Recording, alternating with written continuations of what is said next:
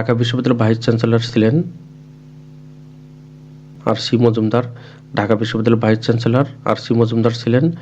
52 এর ভাষা আন্দোলনের সময় ঢাকা বিশ্ববিদ্যালয়ের ভাইস চ্যান্সেলর কে ছিলেন? ডক্টর সৈয়দ মোয়াজ্জেম হোসেন। 52 এর ভাষা আন্দোলনের সময় ঢাকা বিশ্ববিদ্যালয়ের উপাচার্য ছিলেন ডক্টর সৈয়দ মোয়াজ্জেম হোসেন। মুক্তিযুদ্ধকালীন সময়ে ঢাকা বিশ্ববিদ্যালয়ের উপাচার্য কে ছিলেন? বিচারপতি আবু সাইদ চৌধুরী। মুক্তিযুদ্ধকালীন সময়ে ঢাকা বিশ্ববিদ্যালয়ের উপাচার্য ছিলেন বিচারপতি আবু সাইদ চৌধুরী। 1971 সালে ঢাকা বিশ্ববিদ্যালয়ের ছাত্র মৃত্যুর প্রতিবাদে কোন উপাচার্য পদত্যাগ করেছিলেন? বিচারপতি আবু সাইদ চৌধুরী। 1971 সালে ঢাকা বিশ্ববিদ্যালয়ের ছাত্র মৃত্যুর প্রতিবাদে বিচারপতি আবু সাইদ চৌধুরী উপাচার্য পদ থেকে পদত্যাগ করেছিলেন। ঢাকা বিশ্ববিদ্যালয়ের কোন প্রাক্তন উপাচার্য ভারতের এক প্রাক্তন রাষ্ট্রপতির ভাই? ডক্টর মাহমুদ হোসেন। ঢাকা বিশ্ববিদ্যালয়ের ডক্টর মাহমুদ হোসেন উপাচার্য ভারতের এক প্রাক্তন রাষ্ট্রপতির ভাই। এখানে ঢাকা বিশ্ববিদ্যালয় প্রতিষ্ঠার ইতিহাস দেওয়া রয়েছে। আপনারা ভিডিও থামিয়ে এই তথ্যগুলো দেখতে পারবেন।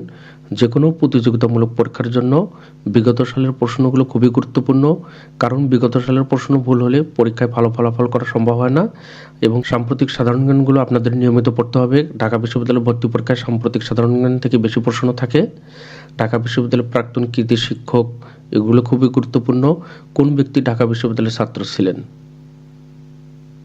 বুদ্ধদেব বসু। বুদ্ধদেব বসু ঢাকা বিশ্ববিদ্যালয়ের ছাত্র ছিলেন। এখানে ব্যাখ্যায় অন্যান্যগুলো দেওয়া রয়েছে, সেটি পড়তে হবে। নোবেল বিজয়ী ডক্টর মোহাম্মদ ইউনূস ঢাকা বিশ্ববিদ্যালয়ের ছাত্র ছিলেন, কিন্তু তিনি চট্টগ্রাম বিশ্ববিদ্যালয়ে শিক্ষকতা করেছেন, এটি গুরুত্বপূর্ণ। রাজশাহী বিশ্ববিদ্যালয়ের মনোগ্রামে ব্যবহৃত রং কি? Cobalt blue. রাজশাহী বিশ্ববিদ্যালয়ের মনোগ্রামে ব্যবহৃত রং cobalt blue. Barendra research society কোথায় এবং কত সালে প্রতিষ্ঠিত হয়? রাজশাহী জেলায় 1910 সালে বরেন্দ্র রিসার্চ সোসাইটি রাজশাহী জেলায় এবং 1910 সালে প্রতিষ্ঠিত হয়। বরেন্দ্র গবেষণা জাদুঘর প্রতিষ্ঠিত হয় কত সালে? 1910 সালে।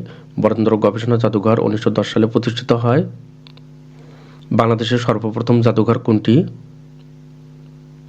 বরেন্দ্র গবেষণা জাদুঘর। বাংলাদেশের সর্বপ্রথম জাদুঘর বরেন্দ্র গবেষণা জাদুঘর। বরেন্দ্র গবেষণা জাদুঘর কোথায় অবস্থিত? রাজশাহীতে অবস্থিত। বরেন্দ্র জাদুঘর পরিচালনা কর্তৃপক্ষ কোন প্রতিষ্ঠানের?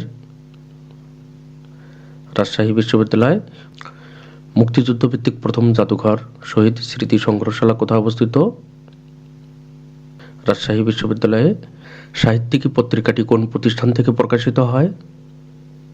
রাজশাহী বিশ্ববিদ্যালয়। সাহিত্যিকী পত্রিকাটি রাজশাহী বিশ্ববিদ্যালয় থেকে প্রকাশিত হয়।